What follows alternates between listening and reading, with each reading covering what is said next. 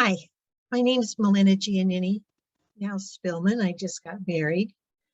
And today I'm going to talk to you about how Part C plans can lead the country in showing how to offer more care at less cost, which will have a huge impact on our economy. I started this company with some friends back in 1996, and our goal was to connect non-physician practitioners to the insurance industry without upsetting the apple cart.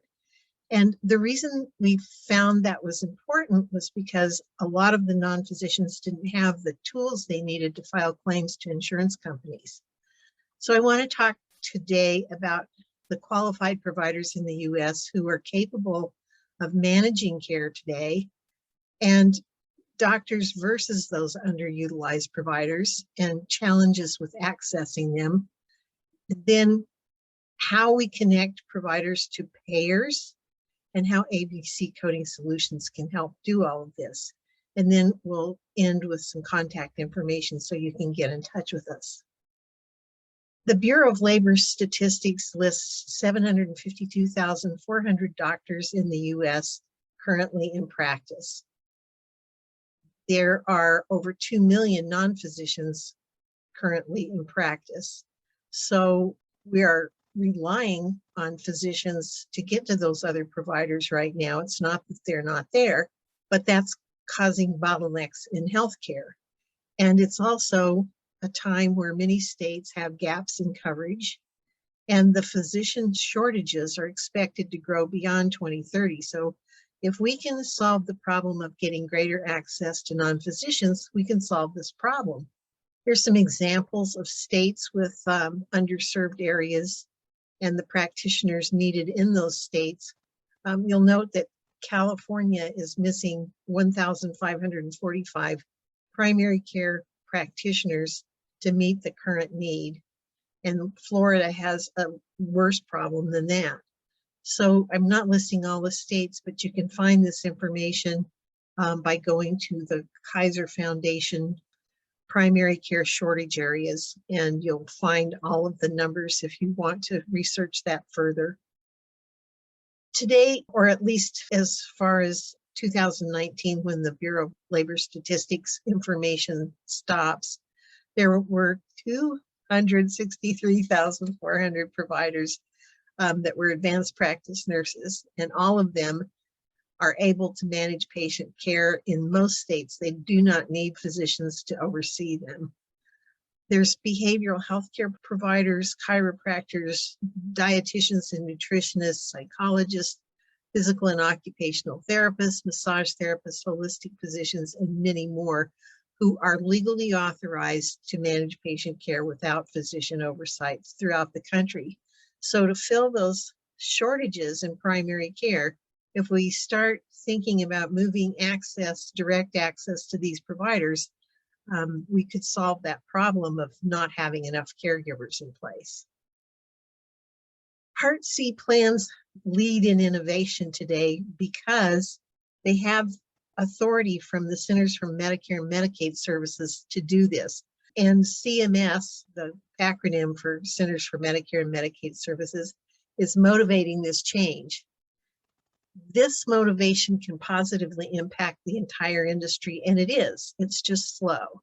Failure to resolve rising healthcare costs is an ever-growing threat to our economy and its stability. And oh my gosh, now that COVID has hit, the problems with the economy are only going to increase. If healthcare is taking up 23% of our gross domestic product, we have got to get that cost down to be competitive in the world market. So this is an important topic for everyone to listen to and to think about. So Part C plans, Medicare Advantage plans, are already helping the government solve problems by testing new models of care, improving the efficiency of care delivery, measuring costs and outcomes, and using data to quantify what works.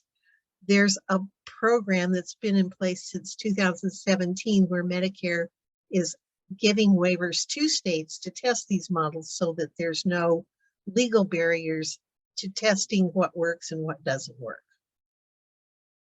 Can Part C plans also address other challenges, such as overcoming variations in state scope of practice rules that govern non-physicians? Imagine this, there's 50 states in the District of Columbia, and all of them have different laws governing all of the non-physician practitioners in this country. That's so huge, because if I'm an insurance company such as Aetna, it's up to me to have to determine what's legal care in every state by every practitioner type, and that information is not readily available.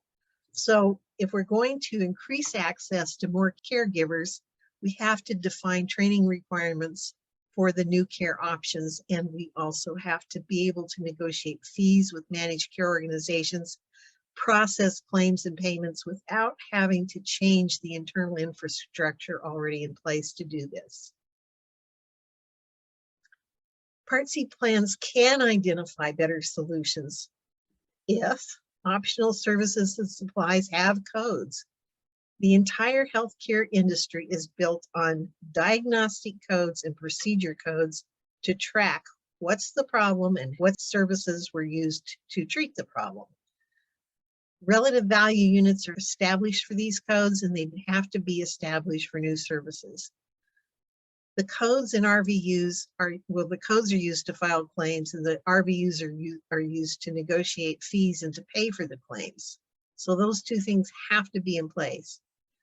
And if you don't have new codes and RVUs, new options to care cannot be compared to conventional care using claims data. So the plan is going to work if all of these barriers can be overcome. The steps to identifying and implementing new care options are benchmark 3 years of chronic care costs, because every insurance company, every state, every government has problems with treating the cost of chronic care. If you can file claims for new care, that puts the data inside of the computers where it can be compared. And if you base fees and payments on relative value units, you can compare costs, which is really important. So if we collect data for new services for 1 year and compare this data to the benchmark for chronic care by diagnosis, we can then uncover how many visits it took to reduce the cost of care for new options to care. If you follow HHS mandates for new care models, and there's these value-based insurance design models I kind of touched on earlier that include improving wellness and healthcare planning. If you can design your new benefits around what the government already wants to do, it's going to resonate throughout the industry, because they're going to be able to look at your data because you're a Medicare Advantage plan and you're reporting data to the government. So you can also address socioeconomic disparities, such as provide Ayurvedic medicine for people from India that have migrated here, or Native American healing for Native Americans, or acupuncture for Orientals. So there's a lot of things that we could do to address socioeconomic disparities in care by making care match the social expectations of the patients who understand these types of care and respond to these types of care. We just don't know the cost analysis for that. So we can identify high value providers. In my mind, this means providers who can step up to meet the need of the care areas of the country where we already are falling down in providing patient care. So you can do that by knowing who's allowed to do what in which state. We can improve care for chronically ill patients by having providers able to come in and alleviate pain without drugs, or help the patient's family with things like end-of-life care document management. So there's a lot of things that we can do to help chronically ill patient that's going to die, or reduce the chronically ill patient's pain and get them on a pain regimen that is not so drug-based. The healthcare industry will follow CMS innovation, which means Medicare and Medicaid Advantage plans or Part C plans, because chronic care costs impact every insurer, every state, every government. All insurers cover Medicaid and or Medicaid populations. They have to, because that's over a third of the population of the country. And insurers, they frequently adopt CMS coverage mandates for all policyholders so that they don't have to have dual management systems in place to say, well, what's allowed and what's not allowed. Innovations should also solve infrastructure gaps. And these are, we don't have enough services and supply codes to manage this other area of healthcare. And until we do, we can't really drive patients to new care options that are not medically based. If there's no RVUs for contracting, there's no way to automate payments or analyze costs. So new providers who are not already part of PPO networks can't join without having fixed fee contracts, and fixed fee contracts are based on relative value unit contracting. If we establish quality controls that are based on, is it legal, then let the care go through and not have artificial controls on care. We're going to discover new options to care, but we have to have logical ways to manage denials so that new care options do not get hung up at the payer level with not understanding if the care is going to pass through adjudication or not. So we need to look at adjudication as we're looking at everything else and make sure that it is a benefit to the new care models and not a stopping block. So when we're designing new models of care, we have to think about creating and surveying new data. And identifying variations in scope of practice is really key so that the payers processing these claims aren't at risk for processing an illegal service. And then everything that we do has to be able to measure comparative effectiveness with conventional medical data, or it's not going to show us what to do next. ABC coding solutions can help. We can help manage care organizations and PPO networks, contract with providers. We can help providers file HIPAA compliant claims so that they're easy to do business with and not a pain in the butt for the payers. We can help payers avoid fraud and help them adjudicate claims more easily and cheaper. And we can help actuaries collect, analyze, and identify cost-effective options to conventional medicine.